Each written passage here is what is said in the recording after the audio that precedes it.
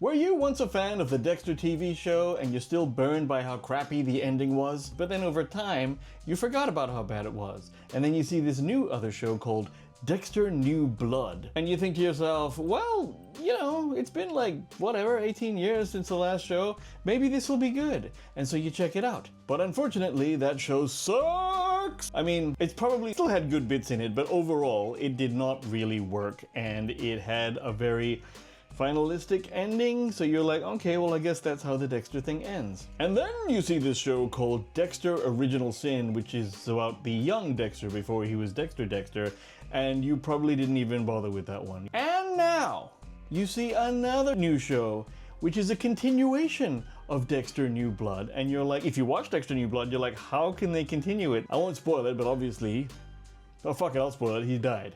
Or at least he was shot by his son. Spoilers.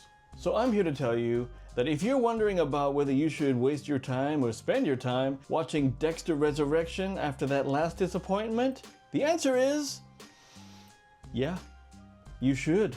I think Dexter Resurrection is actually pretty good. And the reason it's pretty good is because it feels like the old Dexter, a lot more like the old Dexter original TV show than any of these other ones did. See, the problem with New Blood was that it didn't feel at all like the original Dexter. He's in this snowy, rocky mountain town, and he's like the light and the actual tone and the way the show looks is very different from, obviously, Miami, where the original was set.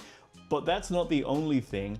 It was trying to show you his new life and how he has continued after faking his own death. The problem there is that it takes a while for anything to happen, and it was good insofar as it introduces you to, like, oh, this is his son Harrison, which you saw in the first series, and what is he doing now? He's all grown up. It's been like nearly 20 years. But it still didn't really feel like Dexter, and that's why people come back to a show that returns after, like, you know, more than a decade, almost 2 decades. It's not because they want to see something new. They do want to continue on with the character and go, what's that person up to now? How can you entertain me the same way you entertained me before? But more than anything, they're looking for familiarity, I think. They definitely still needs to be a good TV show, but they want it to feel like the comfort they felt from the original show. And if the new show doesn't quite do that, then I think it pretty much fails. And that's why you've got shows like Frasier and Will and Grace. Actually, Will and Grace does feel like the original one, but I just didn't watch any more of it, even though I loved Will and Grace. It's because often that new show doesn't capture the old feeling of the old show. And if a returning TV show doesn't give you the nostalgia or member berries from the original show, then it has to offer you something else. And that might be an amazing plot, or a big surprise, or a whole new character. But if you're gonna do that, you may as well just do a whole new show. So when you return to a show after this long, it's gotta feel like the old show. And that's what this one does. Get this. In Dexter Original Sin, he moves from that snowy ass mountain town to New York City, which isn't the same as Miami, but it does feel a lot more along those lines. And what happens is he goes there to find his son. And his son is working as a busboy or a valet in a hotel. Now, I'm not gonna ruin it for you, but essentially, if you haven't seen the show, and it's only at the time of this recording in episode 7, so I don't know how it's gonna end yet, but I've got a good idea about whether I like this or not, and I do recommend this to you. Obviously, murder ensues again, because it wouldn't be Dexter without it. But it's really more a case of Dexter kind of falling into his old habits. He's tracking down a serial killer. And not just a serial killer, potentially a coven of serial killers. And that itself is its own story, and it's not bad. It's not bad the way it goes down. That's almost a B plot to him trying to actually find his son again and maybe make contact or not make contact. What's great is there are some surprise guest stars. Uma Thurman. You get to see James Remar again being Dexter's conscious in the form of his own dad. Peter Dinklage. But probably most exciting is you get to see Angel again. Angel is back in this. He was back for a short episode in the old New Blood one, but this one here, he's back, and what his character goes on a good arc. His position is good. You know why? He's on to Dexter on this one. Finally, after being fooled for like 12 seasons or whatever, however long it was, he actually looks up Dexter again. Angel finds him, talks to him, and says, hey, how's it going? What happened to you? Thinking to himself, yeah, you essentially faked your own death. You chose not to tell anyone else you were alive. You chose to bugger off somewhere, assume a new name, assume a new identity, and never speak to anyone again. You know who does that? Guilty people. And that's probably one of the best things about this new series. You're finally, because in a lot of episodes, and even episodes in this series, some of the cops are straight up dumb, man. Like it takes a, like, he's really getting away with what he's doing on some really circumstantial developments in some cases. But given that Angel is now sort of a hardened and experienced cop and stuff, he actually kind of goes, yeah, there was always talk that you might be the Bay Harbor butcher.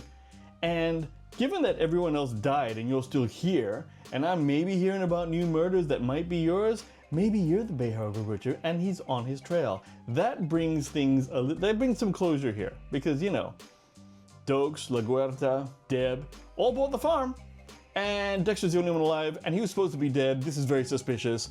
Great, let's go. Peter Dinklage has a very unusual role that you may or may not expect from him, but it is kind of interesting. Uma Thurman is some sort of enforcer, and it's just nice to see her again. I wasn't expecting her. I didn't know she was still acting. There you go. Okay, side note, I had to film this pickup really quickly because I had to tell you this. One of the guest stars is Doogie Howser, and you know, that's okay because it's nice to see. I wonder what Barney's up to now. That's fine. However, this is the worst thing about Dexter Resurrection. This cameo by Neil Patrick Harris. For some reason, he's wearing this ridiculous wig. Check out this dude's wig. Oh, Jesus. What the hell is that? His character is just shithouse. He is really, really unconvincing. I don't know if it's that he can't swing what that character's supposed to be doing, or if they wrote the lines really poorly for him, or I don't know how this particular cameo came off so bad, but it is definitely the worst thing about Dexter Resurrection, and it's almost worth watching just for that. Honestly, no it's not. No it's not. But just so you know, it is I'll still say it's an overall good show and you should see it and you should watch it as a Dexter fan, but this is the worst thing about it, okay? So I just wanted to tell you that. It's important. The actor playing Harrison, Jack Alcott, is great. I think he's actually perfect in this role, and he was also really great in New Blood. It's just that now you're finding that he's obviously Dexter's son, so he knows stuff that Dexter taught him about killing and things like that. I'm not saying he kills people. I'm not saying he kills people, but you gotta check it out. It's definitely worth your time as an old school Dexter fan. Because remember, season 4 of Dexter, the Trinity Killer, when that ended at the end of that season 4, I'm like, this is the best show on TV. This was absolutely like, there was nothing better than this. This is before Game of Thrones and whatever else. And I think that's the reason why we always gave Dexter like another turn in all these subsequent series, because it really was a great show at one stage. And Michael C. Hall is awesome. And you know, like I said, it's probably the worst ending of a once great TV show that ever happened. Ironically, up there with Game of Thrones. But now a question for you. Have you seen Dexter Resurrection? Have you watched it so far? Are you interested in seeing it? Drop me a comment below and a like if you enjoyed this video. Thank you for watching. I'll see you in the next one.